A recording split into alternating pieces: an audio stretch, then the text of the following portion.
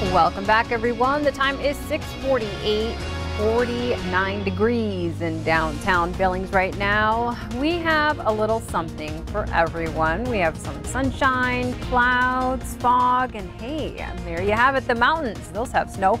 Now that is fog. I take that back. That earlier picture was not fog. This, folks, is fog.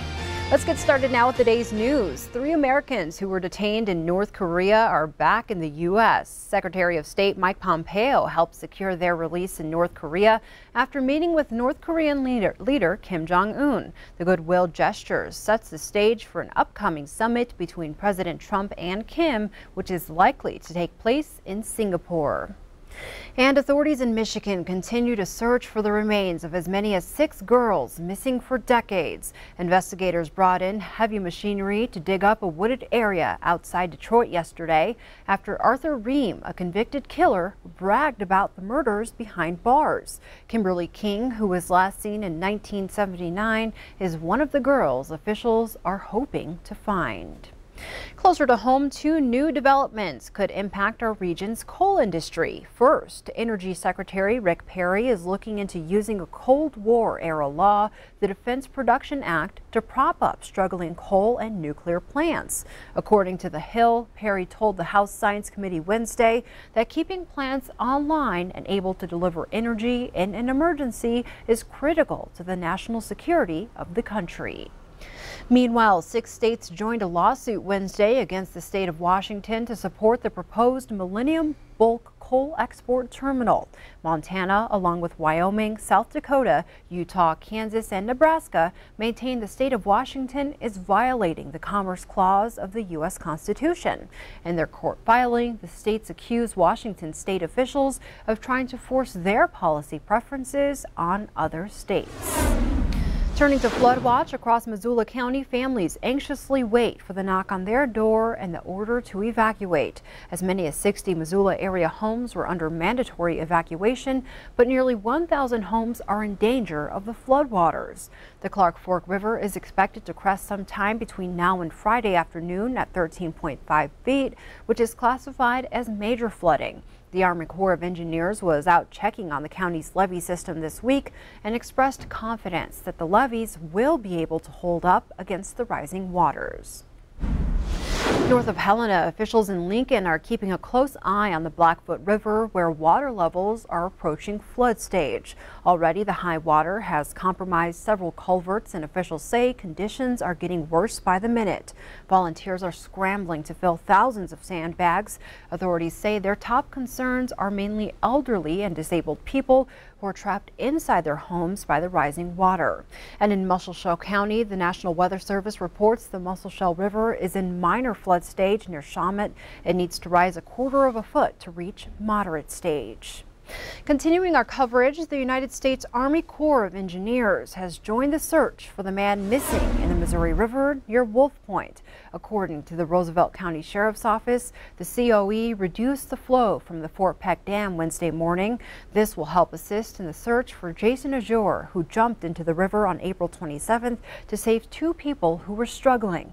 It will take approximately 24 hours for the reduced flows to impact the Missouri River elevations at the search location near Wolf Point. The Sheriff's Office stated the COE expressed they would like to offer the flow reduction for a longer period of time, but the current flood condition of the Milk River will not allow that. The reduction flow will remain in effect through 8 a.m. today.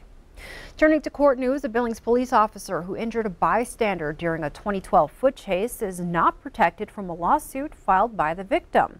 That ruling from the Montana Supreme Court this week says Officer Paul Lamantia can be held responsible for his actions. Lamantia lost his flashlight while pursuing a suspect on the night in question. The plaintiff, Robert Bassett, went outside to investigate the commotion and was mistakenly tackled by Lamantia.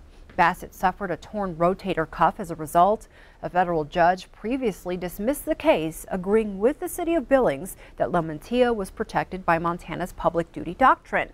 But the High Court disagrees, ruling that a jury should decide whether Lamantia is responsible for Bassett's injury. From our schools, Lockwood schools are celebrating a big win as voters overwhelmingly said yes to a new high school. Now comes a transition phase as Lockwood students attend Billings public high schools.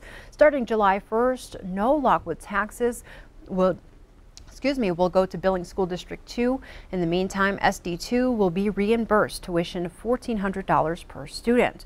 Currently, 408 students in Lockwood attend one of the 3 Billings high schools. If Lockwood High School opens in 2021, only freshmen and sophomores will be allowed to attend for the smoother transition between the districts. That relationship has really transformed over the last year and a half or so.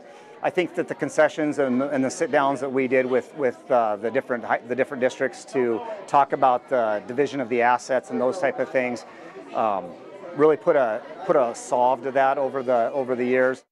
Billings School District 2 Superintendent Terry Bout commented, saying they're dedicated to making it a smooth transition. Meanwhile, in Laurel, plans for the Montana Firefighter Memorial Park are coming together frame by frame. The planning committee is set to unveil a new video rendering in September.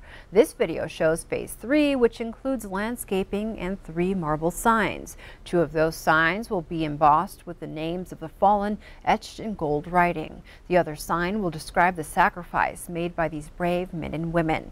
The concept was first born in 2003, but a series of issues, including finances, delayed the project. Now the committee says it's ready to show off its hard work to the city of Laurel and the people of Montana.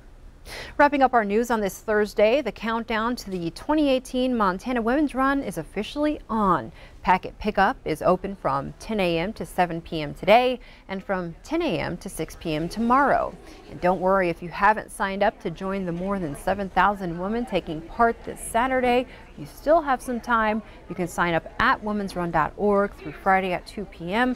or head downtown to the Women's Run headquarters to sign up and get your packet.